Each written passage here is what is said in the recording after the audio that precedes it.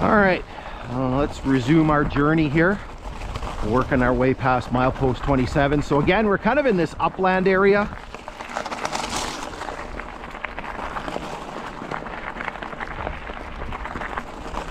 Compared to the swamp that we just left. Again, you can see here the bottom end of telegraph poles, and you can see we're going through a little cut here. Again, just a beautiful day. There's a bit of a breeze coming from the west, so it cools us off a little bit. Because as I mentioned, it is going to get warm.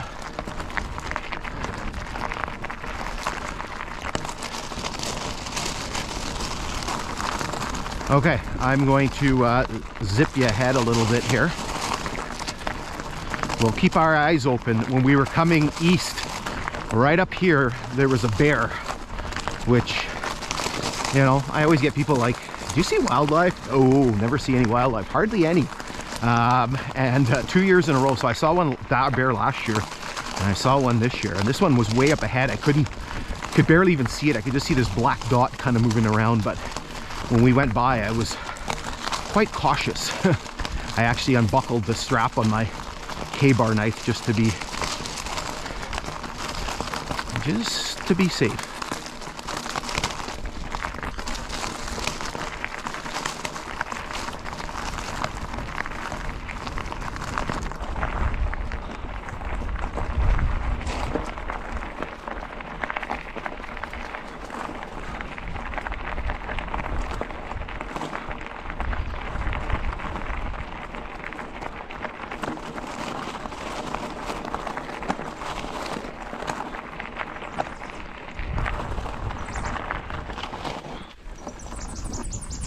Okay, so here we have a culvert, and you can see the mileage on there, 27.25, I think that is. So yeah, and that's the mileage on the Kinghorn. So for the original lines, that would be 128.05.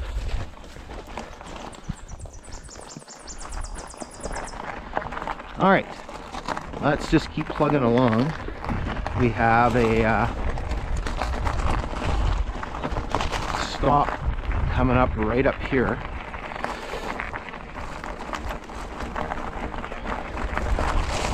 I always hate crossing the middle part because there's always a pile of ballast.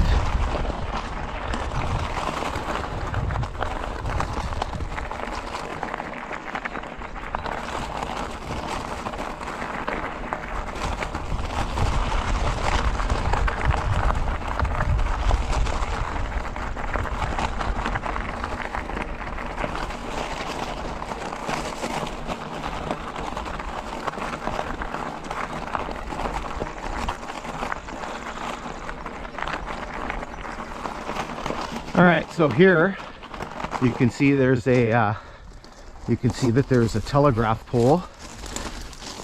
Yet another one. This one's got some insulators still on it, but they appear to be all clear ones. Oh, just boring Dominion 42s. Anything probably interesting would have been taken off. Now let's go look over here. Yeah, so I don't know if you can see it on here. So there's a date nail. So typically they use these for ties, but they obviously put this on this pole, and that indicates the year that it was installed. So that pole was put in 1957. So it's she's been here for a while. Okay, so let's hold up here for a second, and this is where things are going to start to get a little bit more interesting on the grade. All right, so we're back in the saddle here, continuing our journey.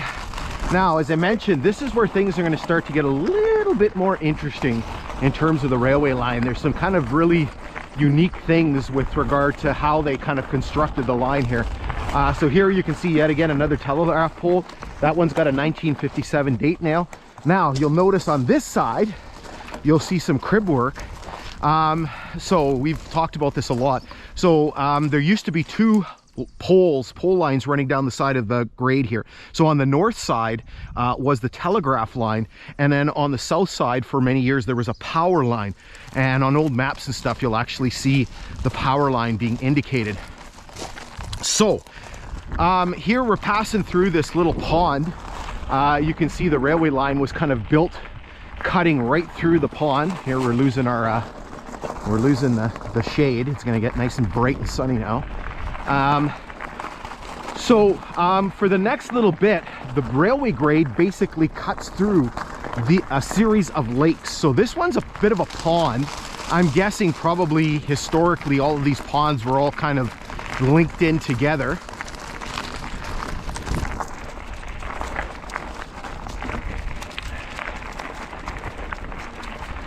So here you can see there's a culvert. It's a pretty big culvert that essentially allows the water to flow back and forth between this pond. There's no marker on here. Now, what's interesting, and I'll flash this piece of map up, is on the map there's a 1950s topographic map of this area, and what it does is all throughout this area, like I said, you're going to be seeing the grade kind of crossing through these chain of lakes. Here you can see some metal down here. I don't know what that is. These chain of lakes, and the first lake starts over there. This one's just kind of like a pond, and you'll actually see on the map they use the symbol. So here and a bunch of spots further up, they use a symbol for what looks like bridges. Now that could just be indicating embankments, but it does present a very interesting question. So when Canadian Northern built this line, one of the reasons why it was so expensive to construct was because they were very adamant that it had to be constructed to very sort of top quality standards. You know, so the elevation of the grades and the materials for the construction, they didn't want to come back and fix things after. Now, so what makes me think a lot is that they did obviously do trestle work, and so it was very common to do trestle work and then fill things in later on. This section was obviously either reinforced or it was done later on, because you'll notice that there are chunks of what appears to be old concrete in here, old cement. Okay, that is not original construction. They would not be hauling old cement in here while they're building the line.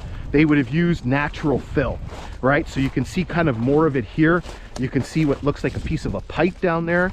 So this may have been some sort of rubble from some sort of old building or things like that that they brought and dumped in here. So maybe part of this at one point used to be a trestle. Now there is further up, there is a spot where there used to be a trestle that was filled in, and we're gonna talk about that when we get there. Here's another piece of telegraph pole down here. You can see the back end of the pole over there. So I'll flash up that map here and you can see that.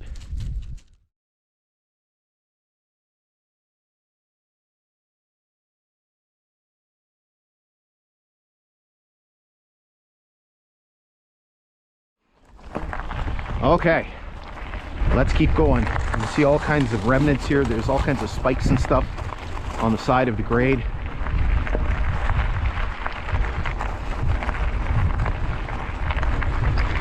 So here we are going to be passing through a very, very large ballast pit, and I'm going to show you a piece of map shortly, and you'll basically be able to see that on there. There's a telegraph pole there in there that we went and took a look at. That one's got a 1958 date nail on it. So I'm going to flash up that map that's going to show you the ballast pit, and then I'm going to show you as well a document where it talks about the railway line. So I kind of guessed this initially, but I didn't know for certain. they dug ballast alongside the grade, and they used that to construct the grade.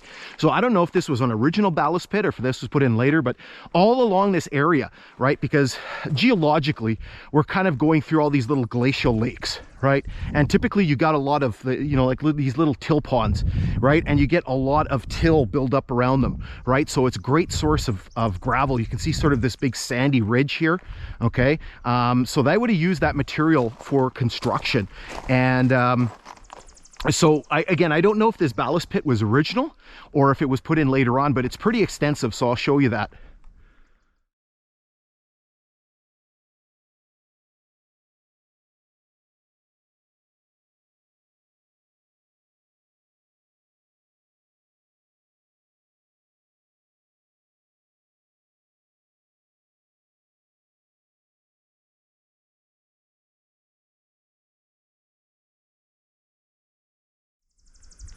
Okay, so here you can see there's a telegraph pole, or what's left of one. There's a couple Clear Dominion insulators on there. And then over here, right, so you can see this whole flat area here. Maybe we got to stop here. we're gonna go poke in the trees there and see what's going on in the background there. Here you can see this area here has been kind of dug out. So here we have some objects. I don't know what they are. Maybe somebody can tell me what they are.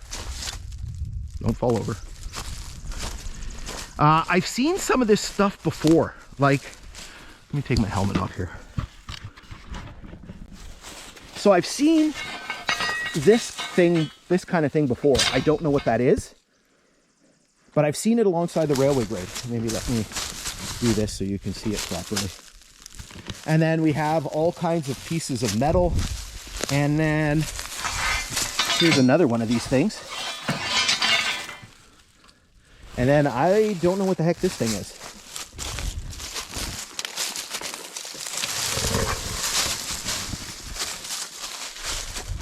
Lots of ants. Is it a piece of a car or something?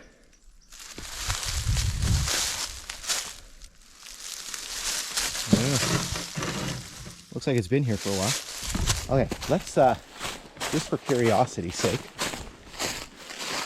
let's be nosy here. Let's see what's happening under the bush here. Because again, this is all this ballast pit.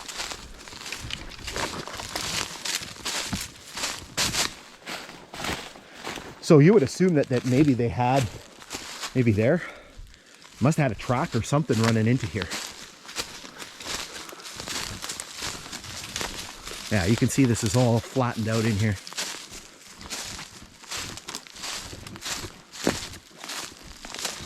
There's bugs coming out.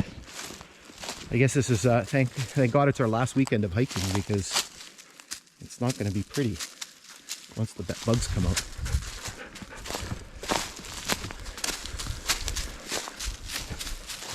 Yeah, there's a tie way over here.